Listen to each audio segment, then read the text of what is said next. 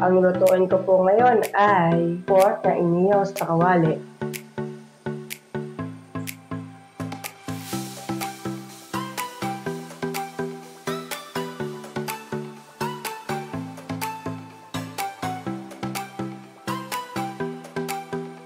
Ito po yung ingredients natin. Pork, pipino, sibuyas, bawang, soy sauce, sili, paminta, sugar, liquid seasoning, suka.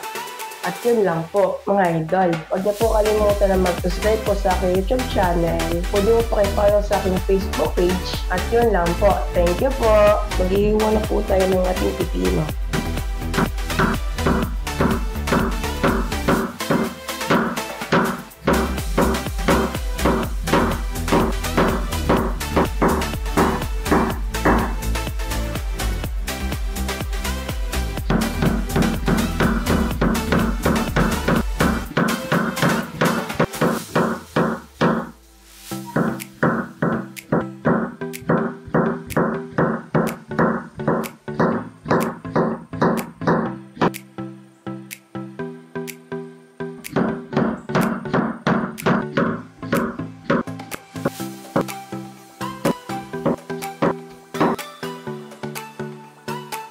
Iwain na po natin yung onion.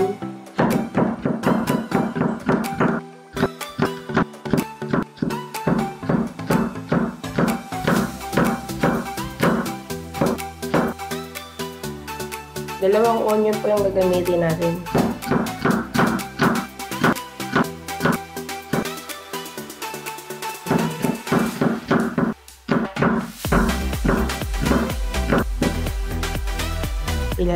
Hiwain na po natin yung sili.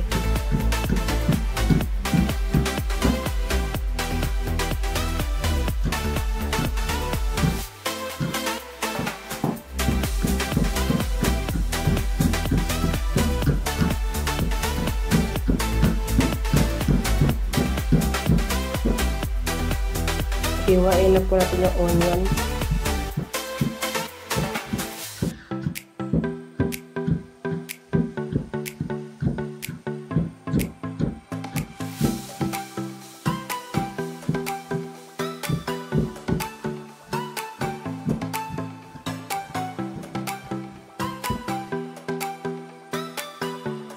Ilagay na po natin yung pork natin. Ilagay na po natin yung paminta. Pag po natin ubusin yung soy sauce, magtitira po tayo onte.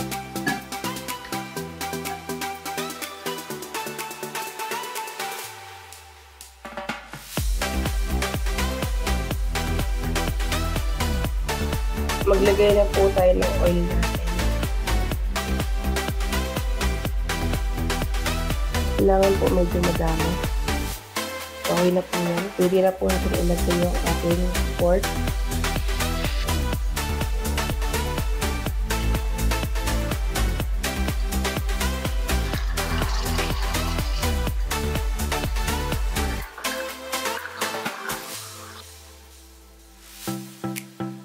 Baliktarin na po natin.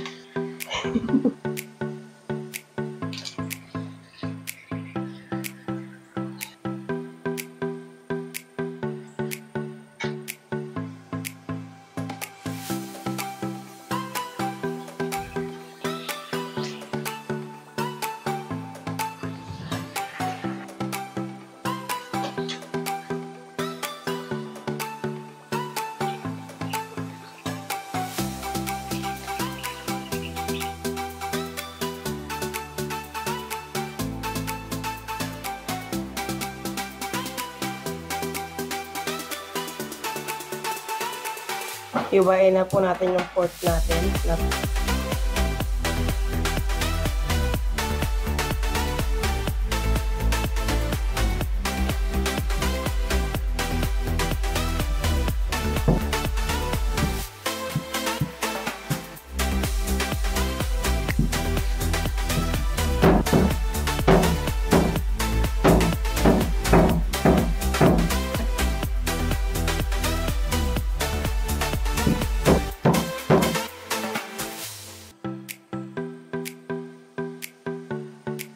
Ilagay na po natin yung pipino. Ilagay na po natin yung sili. Depende sa inyo mga idol kung ilang pirasong sili po. Onion. Soy sauce. Bawang.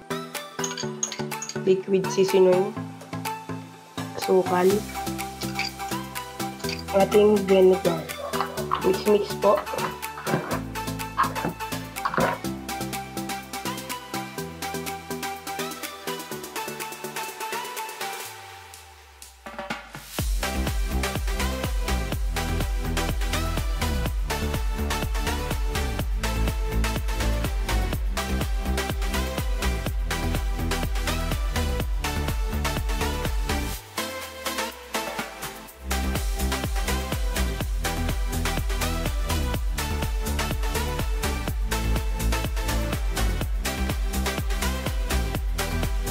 Tapos na po ang aking minuto na pork na inihaw sa kawali. At magtitikim po sa atin ngayon ay si Mama. Ang sarap! Sarap talaga niloto ng anak ko. Salamat sa hapunan na Kuya Dre TV. Paki-share and like sa mga post ni Kuya Dre TV ha, sa mga video niya. Titikman ko na po yung pipino. Unang pipino. Yummy!